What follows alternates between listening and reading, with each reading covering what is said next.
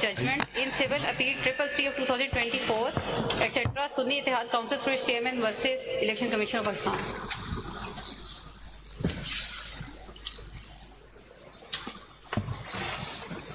By a majority of 8, comprising Justice Sayyid Mansoor Ali Shah, Muni Bakhtar, Muhammad Ali Mazhar, Aisha Malik, Atar Minillah, Sayyid Hassan Ali Rizvi, Shahid Waheed, and Irfan Saadat Khan JJs. The instant appeals are decided in terms of the short order of the majority of even date, and the other petitions, including leave petitions and CMAs, are decided accordingly. There are a number of orders, so I will let the senior person heading that particular order to read the entire order or whatever he wants to read therefrom. Shah Sahab, I have a copy. Is this original? जी मेरे पास तो नहीं है. मेरे पास report है. मैंने आपको दी.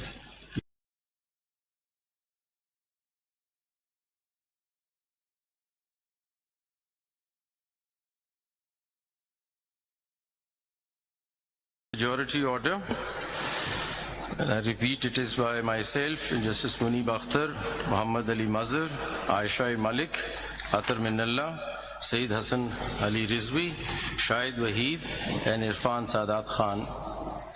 For detailed reasons to be recorded later and subject to what is set out therein by way of amplification or explanation or otherwise, these appeals are decided in the following terms. Number 1. The impugned judgment dated 25th of March 24 of the learned full bench of the High Court is set aside to the extent it is or may be inconsistent with this order or the detailed reasons. Number 2, the order of the Election Commission of Pakistan dated 1st of March 2024 is declared to be ultra vires the Constitution without lawful authority and of no legal effect. 3. The notifications of various dates whereby the persons respectively mentioned therein, being the persons identified in the Commission's notification dated 13th of May 2024, have been declared to be returned candidates for reserved seats for women and minorities in the National and Provincial Assemblies are declared to be ultra vires the Constitution without lawful authority and of no legal effect, and are quashed from 6th of May 2024 onwards, being the date an interim order was made by the court in CPLA number 13289 of 24, the leave petitions out of which the instant appeals arise. 4.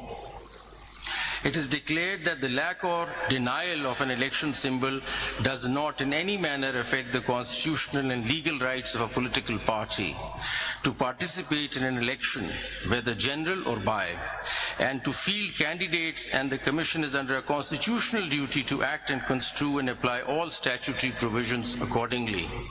Number 5.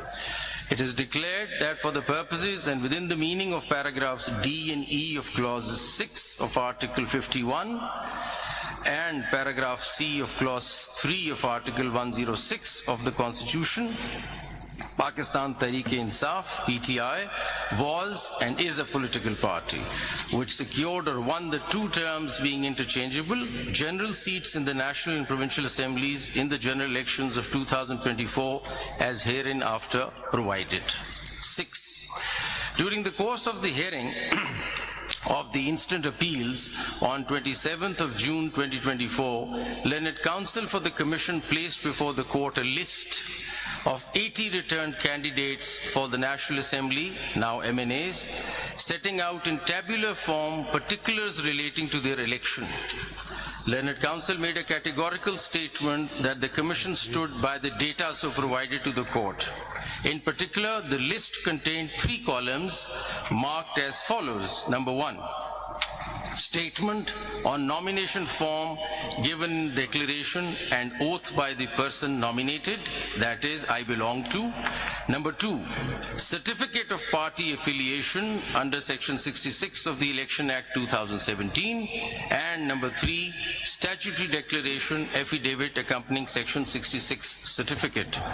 Number 7, in the peculiar facts and circumstances of the general election of 2024, it is declared that out of the aforesaid 80 returned candidates, now MNAs, those being 39 in all and whose particulars are set out in Annexure A to this order, in respect of whom the Commission has shown PTI in any one of the aforementioned columns in the list, were and are the returned candidates whose seats were and have been secured by the PTI within the meaning and for purposes of Para 5 above in relation to Article 51 provisions.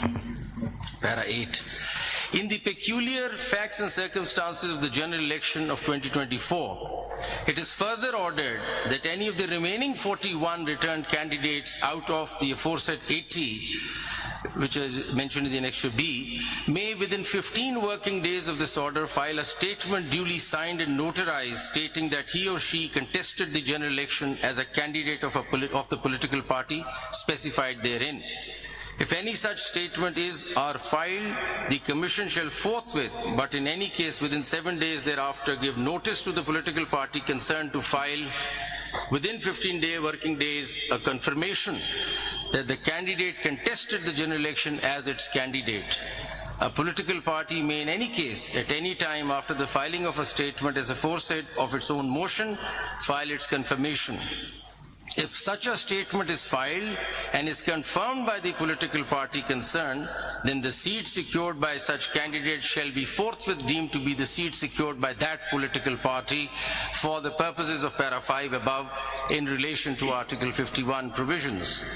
The Commission shall also forthwith issue and post on its website a list of returned candidates, now MNAs, and seats to which this para applies within 7 days after the last date on which the political party may file its confirmation, and shall simultaneously file a compliance report in the court.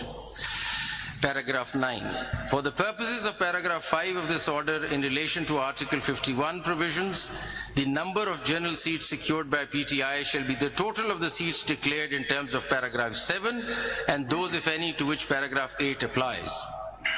The PTI shall be entitled to reserve seats for women and minorities in the National Assembly accordingly.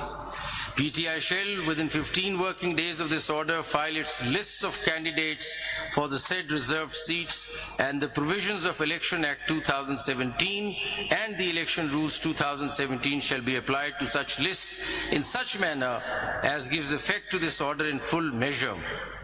The Commission shall, out of the reserved seats for women and minorities in the National Assembly to which Para 3 of this order applies, notify as elected in terms of the Article 51 provisions that a number of candidates from the list filed or as the case may be to be filed by the PTI as it is proportionate to the general seats secured by it in terms of paragraph 7 and 8 of this order. Paragraph 10. The foregoing paras shall apply mutus mutandis for purposes of Article 106 in relation to PTI for the reserved seats for women and minority in Khyber Pakhtunkhwa, Punjab and Sindh provincial assemblies to which paragraph 3 of this order applies. In case the Commission or PTI need any clarification or order as to give effect to this para in full measure, it shall forthwith apply to the court by making an appropriate application, which shall be put before the judges constituting the majority in chambers for such orders and directions as may be deemed appropriate. Thank you, Your Honor. Very grateful. Now I call upon Justice Yahya Afridi, who's written a separate short order. You want to read it or you want to summarize it? Okay. For reasons to be recorded later, civil appeal number so-and-so, civil petition number so-and-so, CMA number so-and-so are dismissed in terms that Sunni Ittihad Council does not fulfill the conditions prescribed for a political party under the enabling provisions of the Constitution of Islamic Republic of Pakistan and the law to be allowed allocated reserved seats for women and non-Muslims in the National Assembly or the provincial assemblies. Pakistan Tehreek-e-Insaf fulfills the conditions prescribed for a political party under the enabling provisions of the Constitution and the law to be allowed allocated reserved seats for women and non-Muslims in terms that a candidate for a seat in the National Assembly or the Provincial Assembly who in his or her nomination paper has declared on oath to belong to PTI and duly submitted a certificate of the same political party confirming that he/she is the nominated candidate of PTI for the respective constituency shall remain so and cannot be declared independent unless he/she submitted a written declaration to the Election Commission of Pakistan or the returning officer to be treated as a candidate of another political party or as an independent candidate. A returned candidate to the National Assembly or the Provincial Assembly who in his nomination paper has declared on oath to belong to PTI and duly submitted a certificate of the same political party confirming that he/she is the nominated candidate of PTI for the respective constituency shall remain so. And this consistent position maintained by a returned candidate throughout the electoral process should be legally recognized by the Election Commission of Pakistan, and such returned candidate cannot be treated as a returned candidate of any other political party or as an independent candidate, returned candidate. And thus, the reserved seats for women and non-Muslims are to be allotted to PTI accordingly.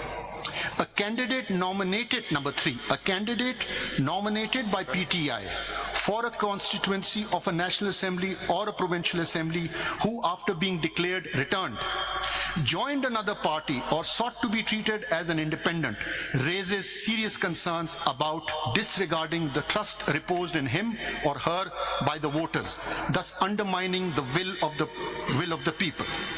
And number 4, the legal implications, effects, consequences of the determination made above in paragraph 2.2 and 2.3, as well as the actions or inactions of Election Commission of Pakistan thereon, although deeply concerning, have not been challenged in the present appeals and petitions, and the persons who would be affected or aggrieved are not parties before this court.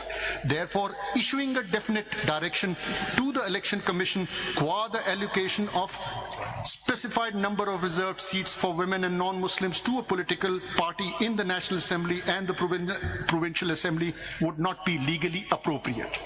Accordingly, the Election Commission of Pakistan is directed to decide the allocation of reserved seats for women and non-Muslims to political parties in the National Assembly and the Provincial Assembly in the light of the determinations made herein above, after providing opportunity of hearing to the parties concerned, and if required, revisit its earlier decisions on the matter.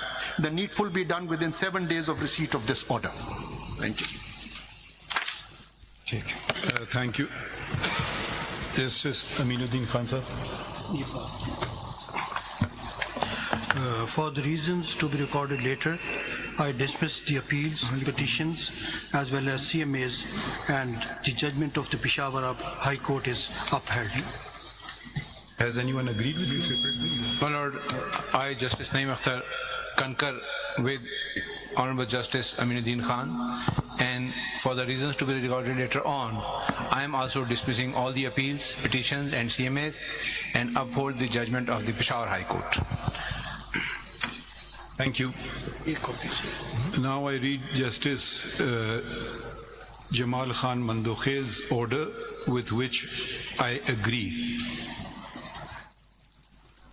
For the reasons to be recorded later, we dispose of these appeals, petitions, and miscellaneous applications through a short order as under. These matters involve a controversy regarding the allocation of seats reserved for women and non-Muslims. The Sunni Ittihad Council, SIC, did not contest the general elections of the year 2024. SIC, which demands allocation of reserved seats on account of inclusion of independent parliamentarians in it, did not secure a single seat in the National Assembly or any of the provincial assemblies, nor submitted a list of its candidates for seats reserved for women and non-Muslims. Thus, it is not entitled to any of the reserved seats either in the National Assembly or in the provincial assemblies. The impugned judgment in order dated 1st March 2024 of the Election Commission of Pakistan, hereinafter ECP, to such extent is upheld. Under Article 51 (3) of the Constitution of the Islamic Republic of Pakistan, the total number of seats in the National Assembly shall be 326, out of which 60 seats are reserved for women and 10 seats for non-Muslims. Such right of women and non-Muslims has been guaranteed by the Constitution.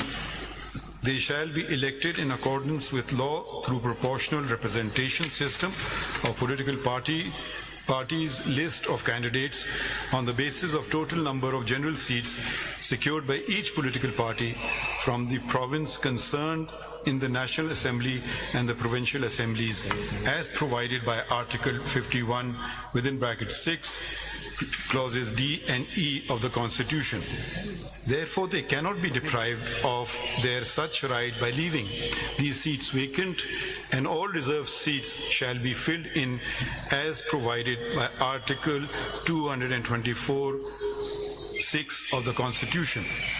The impugned judgment of the High Court and the said order of the ECP to the extent of proportional representation, distribution of seats amongst the parties which won and secured seats is also maintained.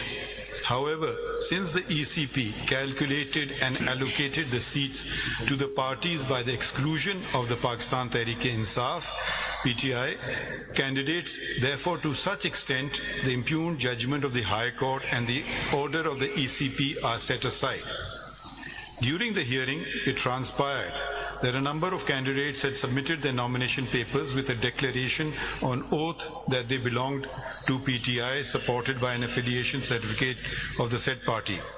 But some did not submit affiliation certificates of PTI. They are members of national and respective provincial assemblies affiliated with PTI. The ECP, by misinterpreting the judgment of this court dated 13 January 2024, which was regarding non-holding intra-party elections in PTI, wrongly mentioned the said candidates of the PTI as independents in Form 33 of the election rules. The ECP had no authority to declare validly nominated candidates of a political party to be independent candidates. Similarly, a candidate once declared himself or herself as a candidate of a political party could not subsequently resile from his candidature of a particular party after the last date of withdrawal of the nomination papers. It is important to mention here that neither the PTI nor any candidate affiliated with PTI approached either this court before or during the hearing of these proceedings or the High Court to challenge the decision of the ECP, declaring them as independents. However, in view of the fact that the appeal and the petition are a continuation of election proceedings before the ECP, we can look into the vires of the decision of the ECP in the light of the provisions of Article 51D and E of the Constitution, read with sections 66, 67 and 104 of the Elections Act 2017 to safeguard the interest of women and non-Muslims. As a consequence whereof, the candidates who had submitted their nomination papers and or affiliation certificates by the last date of withdrawal of the nomination papers declaring that they belonged to PTI and had not filed a document showing affiliation with another political party should have been treated as the parliamentary party of PTI. But needful was not done by the ECP. Consequently, the PTI as a parliamentary party is entitled to the reserved seats to such extent that ECP should recalculate and reallocate the reserved seat amongst the political parties, including the PTI, as provided by Article 51(6)(d) and E of the Constitution.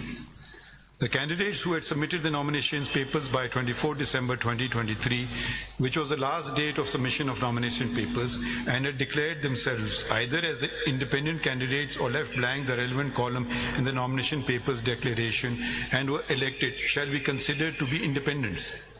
SIC is a registered political party and every independent member of parliament and the provincial assemblies has a right to join it.